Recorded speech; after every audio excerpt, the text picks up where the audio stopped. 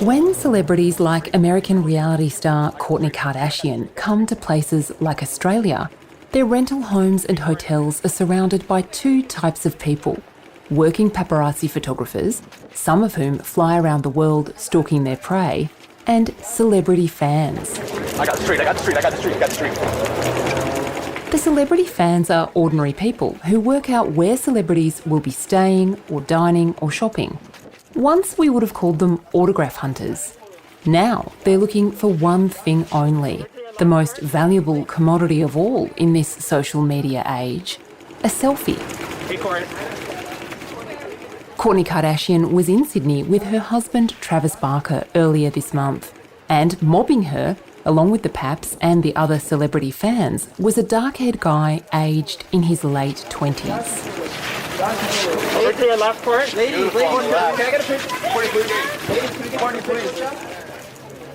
His name is Beau Lamarre-Condon, and he got a selfie with Kardashian, which he uploaded to his Instagram, to go with the shots of him with Taylor Swift, Lady Gaga, Dua Lipa, lots of the world's biggest names. But the thing that makes Beau Lamarre-Condon different is that he's a serving New South Wales police officer. It was as if he was essentially hanging out, quote unquote, backstage with them. But the reality of it all was that he'd spent hours waiting outside her house and followed her to take a quick 3-second selfie with her. It really gives a fascinating insight into his mind. Liam Mendes is a reporter with The Australian. He first met Beau Lamarre around 10 years ago for the first time at a movie premiere where Liam was taking photographs. Lamarre-Condon was in his late teens, quite skinny and scrawny, which is obviously quite different to his appearance now. But what really stood out to me was his pure obsession with certain celebrities. He would spend hours at red carpets, airports and hotels waiting to get photographs with these celebrities. And the interesting thing is that he built this online persona that he was friends with these celebrities and that he was hanging out with them. He also asked me to photograph his 20th birthday party. To the media in Sydney, Beau Lamarre-Condon has seemed a bit of a curiosity, this slightly eccentric-seeming young cop. Another interesting part of him was his social media profiles, where he had all of these photographs of him apparently jet-setting away on private jets, and he was carrying expensive designer bags, but in reality, he was driving around in a 2012 model grey Holden Cruise. He really wanted to paint a certain picture of himself online. It was a very curated image. A few years ago, a different kind of video of Lamarre-Condon went viral.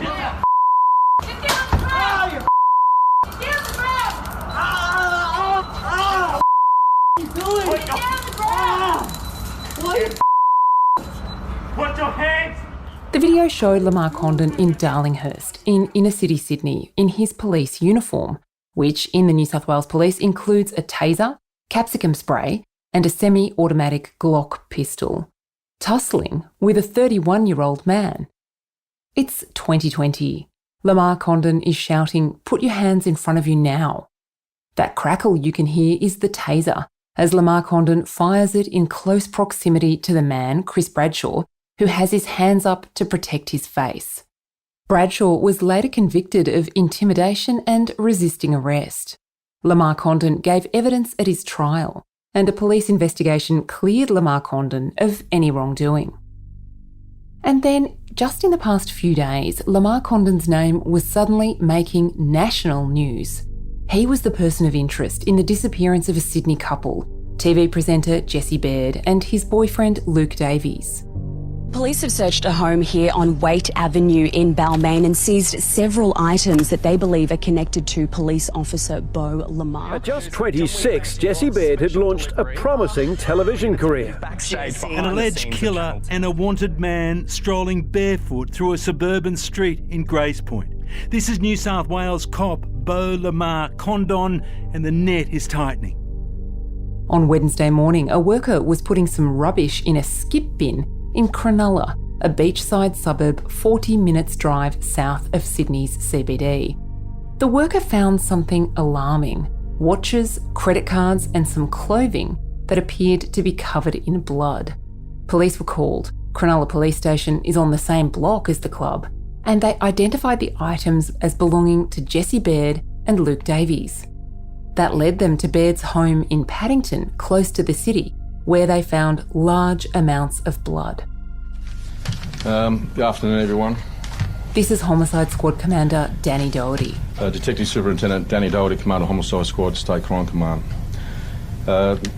This morning, just after 10:30am, police arrested a 28-year-old man in relation to the suspicious disappearance of two men from Paddington.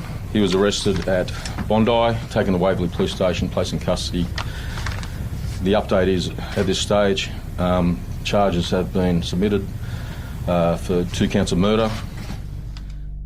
Forensics officers searching the house found a spent cartridge from a gun. Not just any gun, a police-issue Glock. One of the main line of inquiries, and be a strong line of inquiry, that there's been a firearm discharge, which we've already established. So we found a projectile and a fired cartridge case which matches a police firearm, and that firearm belongs to the 28-year-old man we've charged today. It's important to note Beau Lamarre-Condon has been charged but hasn't yet entered a plea to the charges. And of course, until the matter reaches court, these are unproven allegations. One of those police allegations will be that Lamarre-Condon checked the Glock out of the station where he works in a youth command, engaging with at-risk young people, before committing the murders, then checking it back in to another station. It'll also be alleged he was previously in a relationship with Jesse Baird.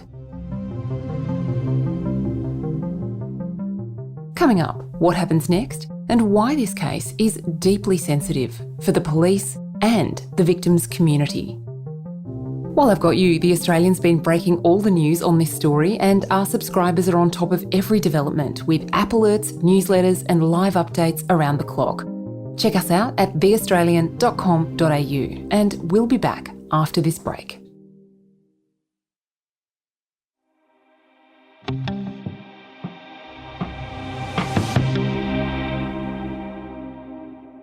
There have been big developments in this case, and you can check out the latest at theaustralian.com.au right now.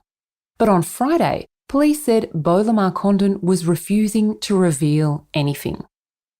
Suffice to say, we believe we've got sufficient evidence to charge, but in terms of information that we've received directly from that person, no, it hasn't assisted us to date. Danny Doherty said police weren't yet ready to declare a cause of death.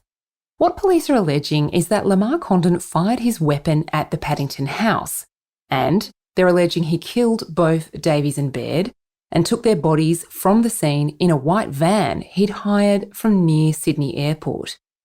There are allegations Lamarre-Condon then sent messages from Jesse Baird's phone, telling Jesse's housemates he'd decided to move across the country to Perth. The message allegedly said he'd come and collect his furniture, but a subsequent message purporting to be from Jesse asked the housemates to put the furniture out on the street. On Friday, Lamarre-Condon turned himself into police and was arrested. Now he's in a cell on remand, that is, awaiting his court appearance in the notorious Metropolitan Remand and Reception Centre in Sydney's Silverwater Jail.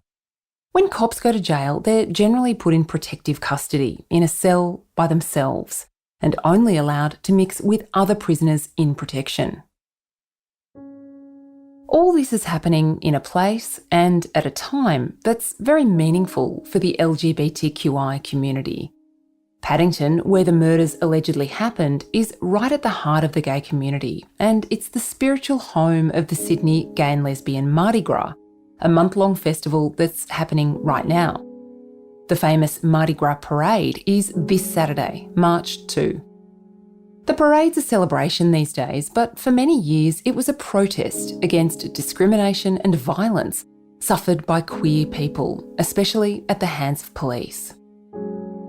At the first march back in 1978, police bashed and arrested dozens. Now, the cops march proudly in the parade. Nate, I can't hear a word you're saying, but I tell you what, the police marching band is coming up here, 12,500 reasons to smile.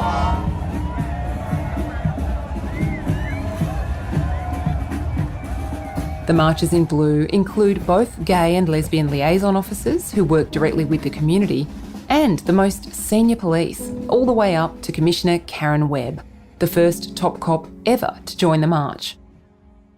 Webb has over the weekend given a formal apology to the community after a special inquiry found police were often indifferent, negligent, dismissive or even hostile to the families of queer people murdered in hate crimes in decades past. Webb will be marching this Saturday too, with a community that hasn't forgotten the past and which is waiting for answers about the loss of two much-loved young men.